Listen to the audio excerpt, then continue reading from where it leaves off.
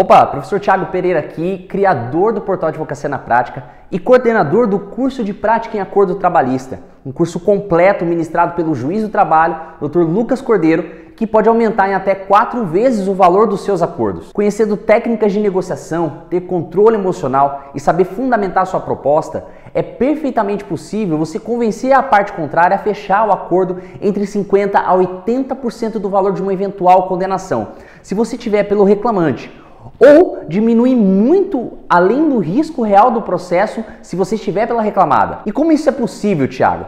Existem meios e modelos de conciliação que a magistratura do trabalho usa nas audiências. E por isso eu resolvi convidar o juiz do trabalho, Dr. Lucas Cordeiro, do TRT da 15ª Região, para trazer para nós todo esse conhecimento. Eu gravei uma entrevista com ele para você ter uma ideia dos benefícios do acordo e como você pode dominar as técnicas de negociação a seu favor. Eu vou passar um trecho para vocês dessa entrevista. O modo cooperativo ele é vantajoso para as partes de um modo geral. Primeiro que você consegue trazer eventualmente advogados reclamantes que fazem uma proposta irreal para aquilo que é possível e fazer com que algumas empresas que vêm tão somente para fazer um leilão não consigam. Então somente joga R$1.000 na mesa, vê se pegar, pegou, pegar, não pegou, né? Então assim, o modelo cooperativo ele tem técnicas, né? Ele tem algumas técnicas como, por exemplo, a escutativa, que é uma forma interessante de agir. Eu utilizo muita técnica do cálculos, a técnica do empoderamento. O empoderamento, por exemplo, é você, nesse modelo, demonstrar para a parte que ela é protagonista na solução do processo. Isso é interessante porque as pessoas, quando entram na sala, o magistrado como figura central, até pela disposição do ambiente, né? As pessoas olham para mim como assim, esse cara é o cara que pode resolver. E na verdade, por vezes quem pode resolver é quem está aqui e outro que está aqui. São as partes. São as partes. Até poder usar assim, do termo assim, você vai ajudar muito o juízo se você for bom, se o acordo for bom para você, enfim, né? Vai poupar o tempo do processo. Sem dúvida. Eu costumo brincar que eu olho para as partes e digo assim, olha, esse momento, o processo está na mão de vocês. Ótimo. Você reclamante, você reclamar. Depois que acabar essa instrução, o processo vai vir para minha mão e para a mão dos doutores aqui. Porque nós gostamos de estar aqui. Verdade. Vocês não. Verdade. Você veio ou porque foi lesado e você talvez esteja se sentindo lesado por estar aqui. Então hoje vocês têm um poder, através da negociação, de resolver essa controvérsia entre vocês. Essa é a questão do empoderamento. Que legal. A gente está falando aqui, pessoal, de um modo mais rápido, assim, mais simples das técnicas, né? Mas fica atento que vai ter muito conteúdo que a gente vai passar para vocês. Em breve a gente vai estar lançando um curso de conciliação com o Dr. Lucas. Ele vai trazer para a gente esse conhecimento que a magistratura tem sobre propostas de acordo, sobre técnicas de negociação. E é importante que você vai estar aprendendo com quem você vai negociar, não com quem você vai negociar da parte contrária, mas com quem vai mediar e quem vai ajudar nessa negociação. Quem vai mediar e quem vai ajudar. É a visão da magistratura sobre as técnicas de negociação. E a magistratura ela tem uma visão interessante nesse aspecto, porque ela é imparcial, porque à medida que eu consigo ponderar acordo, como o doutor já mencionou, eu mesmo já sei algumas coisas que eu vou julgar, aquilo que eu vou colher, aquilo que eu não vou. Então isso é muito importante. Tem impressão já do processo ali, até mesmo antes mesmo da instrução, né, dependendo do pedido, que às vezes tem prova já nos autos, né? Agora com a reforma a gente tem a questão do acordo extrajudicial, né? E o artigo 855B ali da CLT, ele dá a possibilidade das partes se comporem no acordo antes mesmo da distribuição da ação. Por que há algum... por que não, né? Na verdade, há algum receio da magistratura nesses acordos? Há algum tipo de receio de homologar esses acordos? Está sendo fácil fazer ou está sendo difícil? Como está essa situação? Olha, essa situação ela é complexa. Por quê? Por conta do histórico. É muito comum casadinha. A casadinha é muito comum. E eu falo isso porque quando eu era advogado já me procuraram para casadinha. Eu falei, tô fora. E como juiz, numa das minhas primeiras audiências como juiz, eu identifiquei uma casadinha. E olha que nem havia o acordo extrajudicial na época. Não havia o acordo extrajudicial. Então, assim, era muito comum a gente identificar casadinhas e a gente, no nosso dia a dia. Então, por exemplo, eu costumo brincar que eu tenho o modelo de julgamento de uma casadinha já está pronto no computador.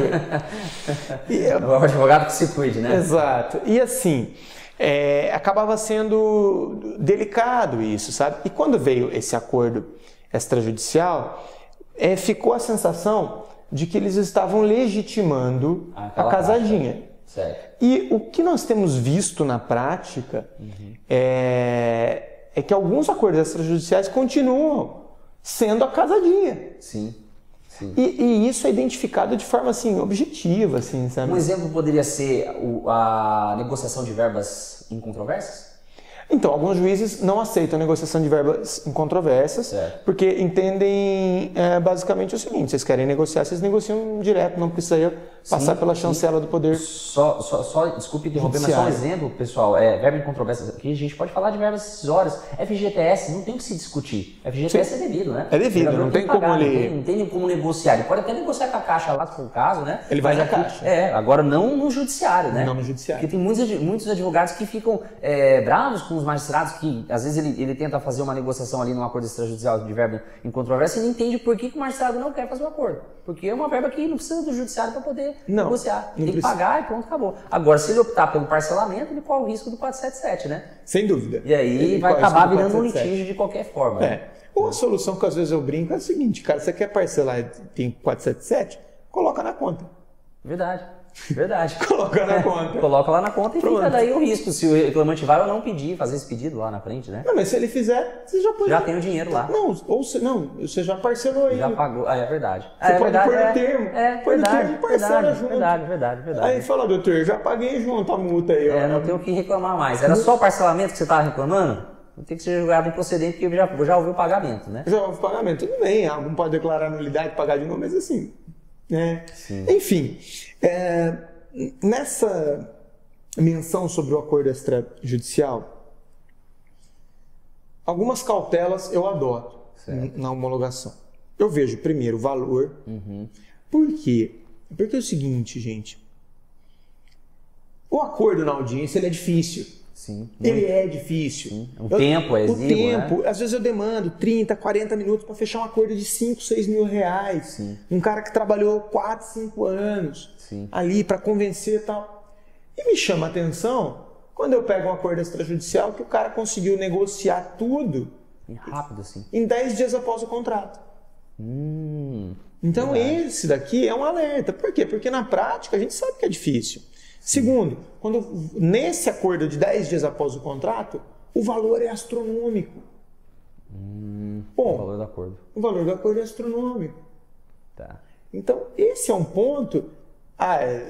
então você está dizendo que tem que demorar e só fazer acordo baixo? Não tem que demorar e fazer acordo baixo. Mas, por exemplo, se eventualmente um auxiliar de escritório que trabalhou 5 anos... na empresa, sai da empresa e faz um acordo de 300 mil reais, tem alguma coisa estranha. Sim. Ou ele sofreu um assédio sexual, ou ele sofreu um assédio moral, ou ele sofreu um acidente de trabalho que o empregador reconhece. Fora isso, dificilmente o empregador ficou devendo 300 mil reais para esse funcionário. Ele pode estar usando isso para mascarar patrimônio. Sim, verdade. E assim, eu já ouvi também de algumas pessoas, mas se ele está mascarando patrimônio, isso não é problema seu. O Estado não tem que se meter nisso. Eu falo, tem sim, porque como o nosso crédito é privilegiado, depois vai na falência e quer habilitar o crédito trabalhista. Não consegue. E a fraude, ela prejudica terceiros. E se prejudica terceiros, eu como Estado tenho o dever de agir. Verdade. Interessante esse apontamento. E engraçado também que no acordo extrajudicial, o juiz ele fica privado de provas, né? Ele fica privado de analisar a situação mesmo, a situação real do contrato de trabalho. Porque quando vai para um acordo extrajudicial, as partes não vão juntar, principalmente a reclamada não vai juntar ali, vamos supor que é um acidente de trabalho, ela não vai juntar a CAT, ela não vai juntar se deu EPI ou se não deu, ela não vai juntar recibos, obviamente, o PCMSO, PPRA, ela simplesmente, fizemos um acordo com o reclamante, ele teve sequelas, não vai precisar de perícia, eu vou pagar 50 mil num acidente que o reclamante perdeu uma mão.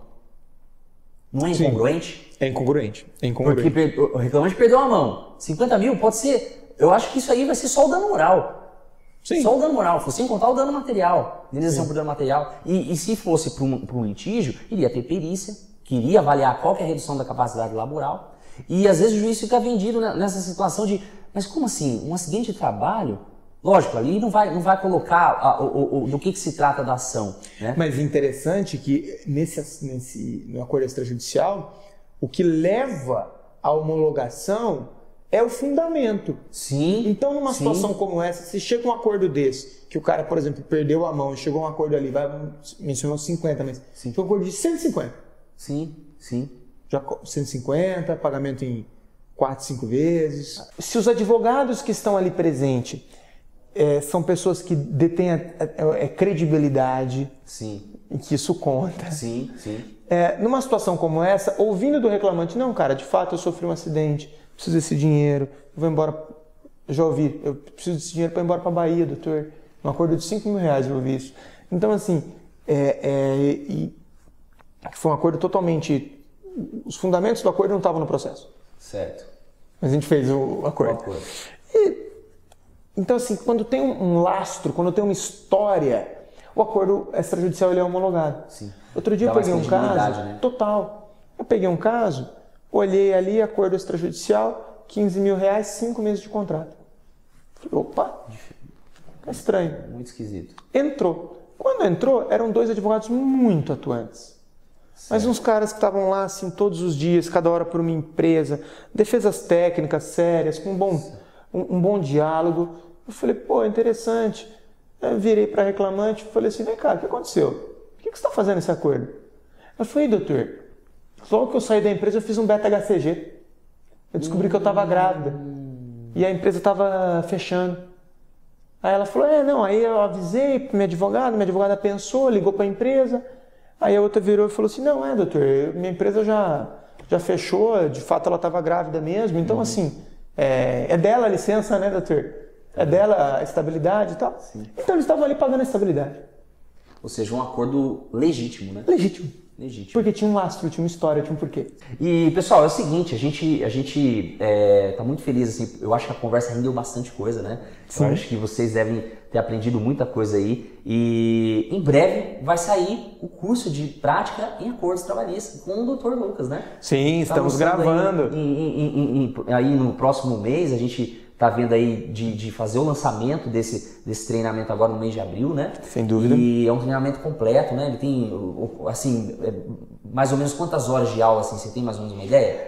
Olha, tá aproximando 7, 8 horas aula. Só falando de acordo. Só falando de acordo. Recheado de casos práticos.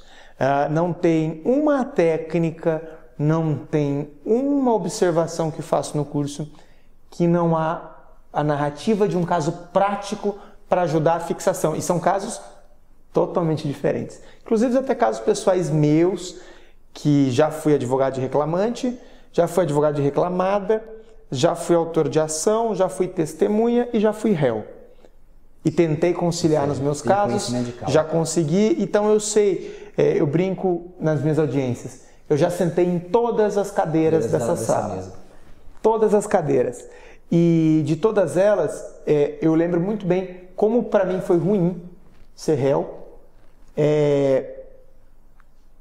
ficar devendo por um tempo, sim. Como que eu queria me livrar disso e a conciliação, eu enxergava na conciliação o caminho disso. Sim. Você se sensibiliza até mesmo com a situação de alguns empregadores, né? Eu me sensibilizo. Né? Aquele que é MEI. Eu me sensibilizo. Isso não quer... E assim, também já fui autor e também fiquei sem receber. Sim. Mas assim, eu me sensibilizo porque nós temos que ser, né, realistas, assim, sabe? Existem pessoas no Brasil que não têm condição de pagar. Sim, lógico. Não é que a execução... Quando a gente fala em execução frustrada, dá a sensação de que a gente não detém meios e técnicas para buscar os patrimônios. Sim. Mas às vezes a pessoa não tem patrimônio. Sim. Então, assim, naquela situação, o que eu enxergo? Eu enxergo que o reclamante, às vezes, ele tem um prejuízo grande e ele precisa tentar um acordo para minorar seu prejuízo. Sim. E aí eu me sensibilizo da situação do réu e eu tento buscar uma forma que ele consiga cumprir. dando alternativas ou no valor ou no parcelamento, né? Sobretudo no parcelamento, olha, vamos tentar chegar, ajudar a convencer, porque às vezes quem está do lado de cá está tentando despertar um sentimento de sofrimento na outra. Vice-versa, isso acontece. Sim. Mas assim, exatamente nessa situação, a gente tenta empatia, né? Se colocar no lugar do outro. Colocar no lugar do outro. Então, assim, a coisa mais libertadora que houve para mim foi quando eu pude pagar minhas dívidas. Sim. E algumas delas por acordo. Para o empregador que às vezes não tem uma dívida trabalhista, né? Ele pode ter 4, 5, 6, né? Que são os empregados que ele tinha ali, né? E acabou sendo demandado cada um deles. Mas enfim, doutor, muito obrigado pela entrevista, pelo tempo, pela disponibilidade. Eu sei que a vida do magistrado hoje é muito corrida. Todo mundo acha que o magistrado é uma vida fácil, mas não é. Eu tenho conversado com o doutor Lucas ultimamente e é assim, eu até falo, doutor, fique tranquilo, me responda quando puder, porque eu sei que ou deve estar em pauta ou deve estar sentenciando, né? E sentença assim, você não pode perder o raciocínio, né? E é muito legal a proposta assim, de um curso de conciliação, de acordo, pela visão da magistratura, para vocês, porque assim, a visão da advocacia, a gente tem, você pode até mesmo numa audiência assistir, né, outros advogados negociando, né, obviamente, mas há algumas situações que o magistrado, ele faz um papel fundamental na negociação, nos acordos. E a gente vai te ensinar com esse treinamento, o Dr. Lucas vai ensinar nesse treinamento, você utilizando essas técnicas de casos práticos, mas como você fazer, ou como você não fazer. Exato. Porque às vezes tem situações que você tem que ficar calado. Um exemplo desse, só para a gente encerrar aqui, é quando o advogado do reclamante ele vem seco na audiência para fazer acordo e ele fala assim na audiência: eu tenho uma proposta de acordo para fazer. Na cabeça da reclamada, o que o advogado da reclamada pensa? Opa, eu tenho uma abertura maior aí. Já que o reclamante está disponível para fazer um acordo, ou desesperado, que soa como a palavra desesperado, né? Você chega lá como reclamante e fala assim: meu cliente aceita R$5.000 de acordo, mas calma, a empresa nem fez proposta ainda. Eu já vi muito acontecer isso. Sim. E às vezes você não deve fazer isso. É um conselho que a gente dá no curso, né? Não, esse é um conselho e é interessante, assim, como é importante isso, sabe? Como essa técnica ela é importante. E o advogado ele tem um grande papel nisso. Certa vez eu fui para uma determinada cidade, né? E lá na vara as audiências iniciais eram marcadas de 3 em 3 minutos. Pois bem, mas eu cheguei lá, tinha que fazer, né? Não foi eu que marquei, mas eu tinha que fazer. E aí eu cheguei lá, eu falei, bom, 3 em 3 minutos, falei, prepara a ata aí, a perícia, vê do que é perícia, prepara a ata. Sim. Sentou, os advogados sentaram, eu olhei e falei assim, doutores, bom dia, a perícia ficou designada para tal data, para tal data. Tudo pronto. A advogada fez assim, eu falei, pois não, doutor, mas eu tenho uma proposta para fazer. Reclamada? Reclamada. Olha como a advogada trabalhou muito bem. Falei assim, eu tenho uma proposta para fazer. Certo. Aí eu virei e falei assim, doutora, a senhora viu minha pauta? Está muito apertada hoje.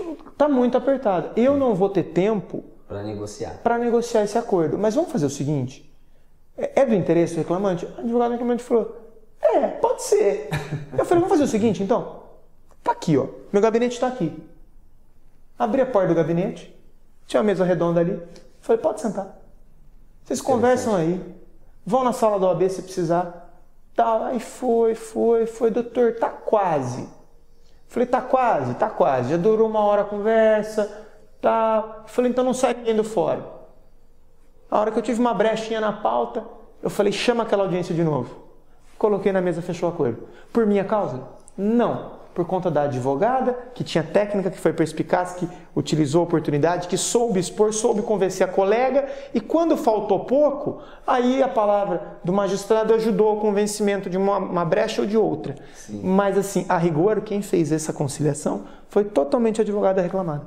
Veja que interessante o resultado que ela pode ter trazido para a empresa, para o cliente dela, né? Ganhou pontos com a empresa e ganhou pontos com o magistrado, que provavelmente, quando ela for fazer audiência, lógico, o magistrado é imparcial, mas existe uma cooperação, até uma cooperação de viés institucional, né, entre a advocacia e magistratura, para se chegar numa solução para as duas partes saírem dali felizes. Para as duas partes serem felizes. O objetivo do Estado, né? Esse o objetivo. O objetivo do Estado, por meio do magistrado, é solucionar o conflito. Sem que dúvida. Seja justo para ambas as partes. Sem dúvida. Doutor, obrigado pela vinda, obrigado por ter aceitado o nosso convite E em breve vocês terão novidades. O Dr. Lucas vai estar por muito tempo aí com a gente, com bastante conteúdo aí para vocês. Pessoal, obrigado, um abraço. Eu agradeço o convite, a oportunidade, espero que vocês tenham gostado da entrevista, que gostem do curso, que façam bons acordos e de preferência na minha pauta. Obrigado, pessoal, um abraço. Obrigado, até. Você viu durante a entrevista as vantagens e as possibilidades de fazer a composição quando você tem controle emocional, quando você conhece os modelos de acordo, que é o cooperativo e o competitivo, jogo de cintura para sustentar a sua proposta e ter noção de quando ou não fazer acordos no processo. Por isso, eu chamei o Dr. Lucas para gravar um curso completo de prática em acordo trabalhista, ensinando as técnicas que ele usa como magistrado e que já usou quando ele também atuava na área trabalhista como advogado, para garantir o melhor resultado nas suas ações. Esse curso ele é composto de 7 horas de duração, com muito conteúdo voltado para a advocacia, tanto de reclamante quanto para reclamada, com muitos casos práticos. No módulo 1, você vai aprender os conceitos e tipos de acordos previstos na legislação, como se preparar na antessala de audiência, quando é interessante a conciliação para o seu cliente, diferença de conciliação e mediação, para não confundir, modelo competitivo, como situações